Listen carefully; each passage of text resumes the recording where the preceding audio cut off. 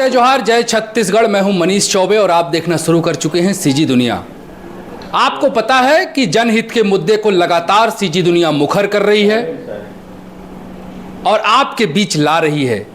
ये लगातार हमारा प्रयास रंग भी ला रहा है। आज हम आपको बताएं कि सांसद विजय बघेल जी के निवास स्थान पर हम हैं। यहाँ हम मौजूद हैं और सांसद जी खुद हमारे साथ मौजूद हैं। आपको बताएं कि मुद्दा है शिक्षा के अधिकार के तहत जो वंचित बच्चे थे उनके लिए एक कानून आया था। उस कानून के तहत उनकी शिक्षा और दीक्षा होनी थी, हो भी रही थी, बच्चे पढ़ भी रहे थे। अचानक ऐसा क्या हुआ कि दुर्ग भिलाई के कई नामी ग्रामी स्कूलों से उन बच्चों को धीरे धीरे करके निकाल दिया गया। ये कहकर निकाल दिया गया कि आपकी यहां त्रुटि है, कहीं वहां त्रुटि है। इन सब चीजों को लेकर पालक लामबद्ध हुए। पालकों के लामबद्ध होने के बाद वो दुर्ग के लोकसभा सांसद विजय बघेल जी के निवास आए। उनके समक्ष अपनी बातों को उन्होंने रखा। सांसद विजय बघेल जी ने, चूंकि मामला शिक्षा का था, एजुकेशन का था, इन्होंने भी गंभीरता से लेते हुए हाई कोर्ट में इस मामले को चैलेंज किया। आपको बताएं कि हाई कोर्ट से आदेश आ गया और वो तमाम जो बच्चे हैं जिन्हें वंचित किया गया था, निकाला गया था, वो अब फिर से स्कूल जा सकेंगे, अच्छी शिक्षा पा सकेंगे। और इनका प्रयास रंग लाया। जब हमें ये पता चला तो हम अपने आप को रोक नहीं पाए। रोक इसलिए नहीं पाए क्योंकि ये बहुत अच्छा प्रयास था सांसद विजय बघेल जी का। तो मैं आपको विजय बघेल जी से रूबरू कराता हूं। भैया बहुत बहुत स्वागत है आपका और बहुत बधाई हो। सबसे पहले जी बहुत बहुत धन्यवाद जी। क्या हुआ था भैया? पालक आए तो बधाई तो उन बच्चों को बधाई जिनका भविष्य सुरक्षित है। न्यायपालिका के ऊपर हमें पूर्ण विश्वास था और उन्होंने जो न्याय दिया है उसके लिए न्यायपालिका को धन्यवाद। और उन बच्चों को भी जिनका भविष्य उज्जवल रहे, ईश्वर उनको शक्ति दे। और उन पालकों का भी जिनकी भावनाएं तार तार हो रही थी, दुखी मन से इधर उधर भटक रहे थे, लेकिन उनको एक सहारा मिला और आज वो सुरक्षित अब पूरे खुले दिमाग से, खुले मन से अब जिन जिन विद्यालयों में उनकी प्रवेश हुई है वहाँ पे वो पढ़ाई करेंगे। क्योंकि अहम पदों पे भी आपको जिम्मेदारी दी जाती है लगातार। मैनिफेस्टो की बात करें या तमाम उन मुद्दों की बात करें, बुद्धिजीवी हैं आप, इसमें कोई दो मत नहीं है। क्या लगता है भैया कि इस मामले में कोई बड़ा स्कीम है क्या? नहीं, ये तो लगता ही है, क्योंकि बार बार इस तरह की शिकायत आना और जब एक निर्णय के बाद फिर से बच्चों को प्रवेश देने की प्रक्रिया शुरू हुई, उनकी शिक्षा गतिवत चलती रही, लेकिन फिर अचानक कि फिर से उसमें रोड़ाना, फिर से उनको परेशान किया जाना, फिर से एक ऐसा आदेश आना कि सभी बच्चों को अब स्कूल नहीं आना है, आपके प्रवेश को निरस्त कर दिया गया। ये जो स्थिति बनी, कहीं न कहीं इसमें कोई रैकेट चल रहा है और इस रैकेट का पर्दाफाश होना चाहिए, क्योंकि न्यायपालिका ऐसे ही किसी को न्याय नहीं देती। सारे बिंदुओं पर बारीकी से ध्यान देते हुए उसमें निर्णय देती है और जब निर्णय दिए है तो उस बारीकियों को शासन प्रशासन को संज्ञान में लेना होगा। और ऐसे जो रैकेट चल रहे हैं, जो गरीब बच्चों के भविष्य के साथ खिलवाड़ कर रहे हैं, उनका पर्दाफाश हो और उनको कड़ी से कड़ी सज़ा मिले, ताकि आगे इस तरह की कृत्य करने का कोई आगे ना आ सके। रही बात, आपको तो मालूम है, जब ऐसे प्रकरण आए इसके संबंधित, तो आप सब ने, पत्रकारों ने भी प्रमुखता से बच्चों के प्रति अपनी सहिष्णुता रखते हुए आपने भी इस बात को अपने अपने चैनल में, अपने अपने प्रिंट मीडिया के माध्यम से उन्होंने भी सब अपना बच्चों का पक्ष रखा और क्या जो शिक्षा विभाग है दुर्ग जिले के, उसके डीओ के भी पक्ष रखे और जो डीपीएस के मैनेजमेंट है उसका भी पक्ष रखे, बच्चों के परिवार और उनके पालकों के भी पक्ष रखे। मेरे पास जैसे ये मामला आया, मैं तुरंत 4 बच्चे आए थे शुरुआत में, मुझे बड़ी पीड़ा महसूस हुई कि जो बच्चे 2 साल पहले प्रवेश हुई है, आज 2 साल बाद उनको निकाला जा रहा है, उनका भविष्य अधर में है और बीच में निकाला जा रहा है।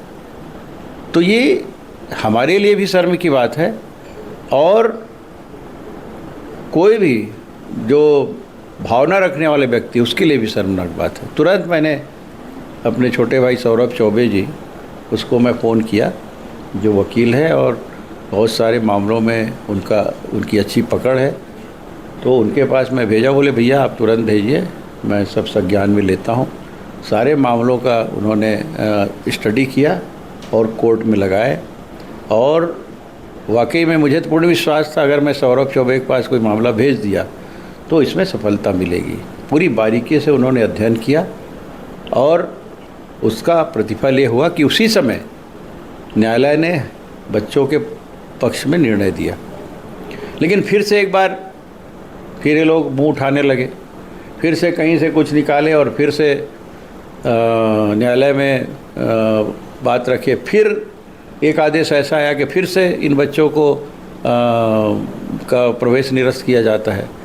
फिर हम सब ने मिलकर, सौरभ भाई हम सब मिलकर फिर उसको संज्ञान में लिए और उन्हें आश्वस्त किए कि आपकी हर लड़ाई में साथ है, हम हर स्तर पे इन भविष्यों के बच्चों के भविष्य के साथ खिलवाड़ होने नहीं देंगे। मैंने तो यहाँ तक कहा कि अगर ठीक है किसी कारणवश इनका प्रवेश निरस्त हो जाए तो हम अपने खर्चे से, अपनी व्यवस्था से हम लोग इन बच्चों को वहाँ पे पढ़ाई करवाएंगे। और बड़ी बात ये है कि जैसे टीपीएस में जो हमने पहली बार न्यायपालिका के पास गए और वहाँ से जो निर्णय हुए थे उसके खिलाफ फिर से लोग जाके कोई अपने पक्ष में निर्णय करवा लिए। अब कैसे हुआ मैं इस पर नहीं जाना चाहता। उसके बाद हिम्मत देखिए कि डीपीएस के बाद अन्य स्कूलों में भी, चाहे वो शंकरा हो, चाहे डीएवी हो, चाहे मैत्री निकेतन हो, चाहे अन्य स्कूल हैं प्राइवेट स्कूल, उसमें भी ये चालू होना शुरू हो गया। मतलब इनकी मानसिकता देखिए कि जहाँ जहाँ गरीब बच्चे पढ़ रहे हैं, शिक्षा के अधिकार के नियम के तहत उन बच्चों के भविष्य के साथ खिलवाड़ करने का इनका कुत्सित प्रयास जो है वो और दायरा बहलता गया। और न जाने अगर इसमें अभी रोक नहीं लगती, मैं न्यायपालिका को फिर से धन्यवाद दूंगा कि अगर इसमें रोक नहीं लगती तो पता नहीं लोग कहाँ कहाँ जाते और इसको पूरे छत्तीसगढ़ तक इस दायरे को बढ़ाते, ऐसा मुझे लगता है। इतने बच्चों के भविष्य के साथ खिलवाड़ करने का ये षड्यंत्र ये लोग बना के रखे थे, जो भी लगे। बिल्कुल। विजय बघेल जी, जिनको आपने सुना, और आपको बताऊं कि इन्होंने अभी भी कमर कस ली है, इस मामले को यहीं तक नहीं छोड़ा जाएगा, ऐसा इनका कहना है। और आपको बताऊं कि एक बात जो सामने निकल कर ये आ रही है कि जब कोई कानून बनता है, जब कोई सिस्टम बनाया जाता है, तो उसमें कुछ लोग नियुक्त होते हैं जो उसकी जांच करके, प्रॉपर जांच करके उसमें एडमिशन लेते हैं। जैसे इसी मामले में जब शिक्षा के अधिकार के तहत जब उन असहाय बच्चों को एडमिशन दिया गया होगा तो उनकी भी जांच की गई होगी, तमाम वो दस्तावेज खंगाले गए होंगे, उसके बाद उन्हें एडमिशन दिया गया होगा। और एडमिशन देने के 2 वर्ष के बाद उन्हें वंचित कर दिया जाए, हटा दिया जाए, तो ये अपने आप में भी एक सवालिया निशान खड़ा करता है।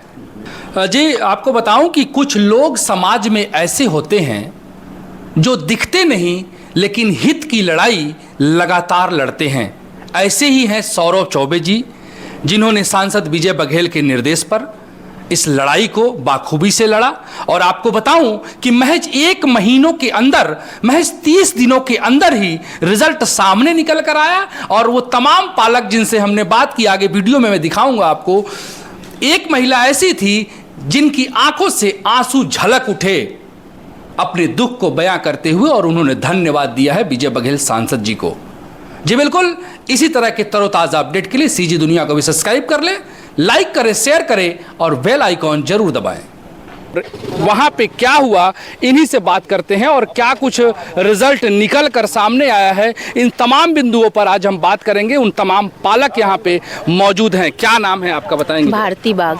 भारती बाग मेरा नाम है। कहाँ रहती हैं आप? मैं रुआबांदा में रहती हूँ, रुआबांदा भाटापारा में रहती हूँ। क्या हुआ था, जरा विस्तार से बताएं। हमने ना 2023 में अपने बच्चे का आरटी में एडमिशन करवाया हुआ था। बच्चा नर्सरी से जा रहा था स्कूल, नर्सरी से 2 साल तक स्कूल गया। उसके बाद अचानक से एलकेजी में हमारे पास एक पत्र आया कि आपके बच्चे का निरस्तीकरण कर दिया गया है। तो फिर हम लोग ने स्कूल गए, फिर स्कूल के प्रिंसिपल सर से मिले तो प्रिंसिपल सर ने बोला कि ये मेरे द्वारा नहीं किया गया है, ये शिक्षा विभाग के द्वारा किया गया है कि आपके बच्चे का निरस्तीकरण किया गया है। तो हमने बोला क्यों? तो बोलते हैं आपका गलत हैबिटेशन है, आप जाइए वहाँ बात करिए। फिर हम लोग शिक्षा अधिकारी के पास गए तो उन्होंने भी बोला कि आप हमसे बात मत करिए, आप कलेक्टर से बात करिए। वहाँ से ऑर्डर आया।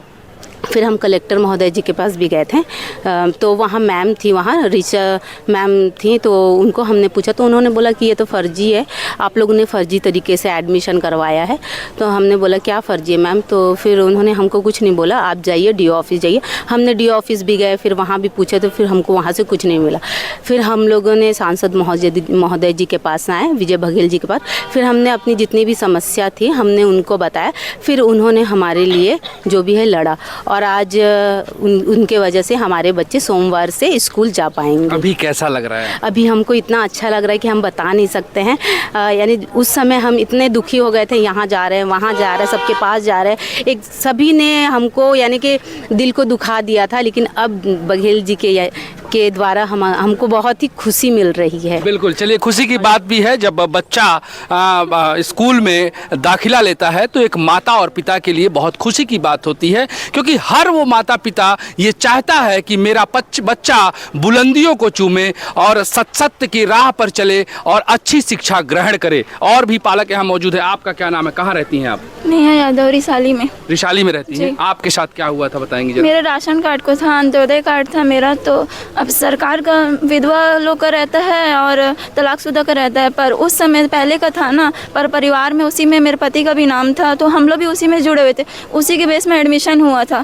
फिर अचानक से राशन कार्ड बंद हुआ तो मैं जाके मतलब कि राशन कार्ड वाले को बात करी तो उन लोग बनवा दिए दोबारा। फिर बोलते हैं कि किसी वजह से मतलब आप उस पात्र में नहीं हो करके, तो ठीक है। फिर स्कूल में गई बताने के लिए तो राशन कार्ड अंत्योदय कार्ड को रद्द कर दिए हैं करके, तो नोटिस आया था हम लोग को कि उसके आप पात्र नहीं हो करके। तो मैं बोली प्राथमिकता कार्ड बना दूंगी सर, हो जाएगा करके आवेदन लिखवाए 13 तारीख को, 13 जून को आवेदन लिखवाए। फिर उसके बाद बोले आपका बच्चा पढ़ेगा, कोई डरने वाली बात नहीं है, भेजिएगा। फिर अचानक से बुला के नोटिस दे दे कि आपका बच्चा नहीं पढ़ेगा करके। तो कहाँ, मैं बोली ऐसा क्यों मैडम, आप लोग तो बोले थे सहयोग करेंगे करके। तो बोले हाँ सहयोग करेंगे, पर DO ऑफिस से मतलब शिक्षा विभाग से हुआ था। तो शिक्षा विभाग के पास गई तो उन लोग बोलते मैडम ये सब अंत्योदय कार्ड ये सब RT के तहत में, तो आप लोग भागा दौड़ी करोगे, कोर्ट कचहरी का चक्कर लगाओगे, मैं आप लोग का एडमिशन करवा दूंगा मतलब कि सरकारी स्कूल में। तो मैं बोली मेरे को नहीं करना, मेरा बच्चा भी पढ़ेगा उसी स्कूल में करके। तो बोलते हैं कि आप लोग उतना खर्चा नहीं उठा पाओगे, बच्चे का आप लोग उतना खर्चा नहीं उठा पाओगे।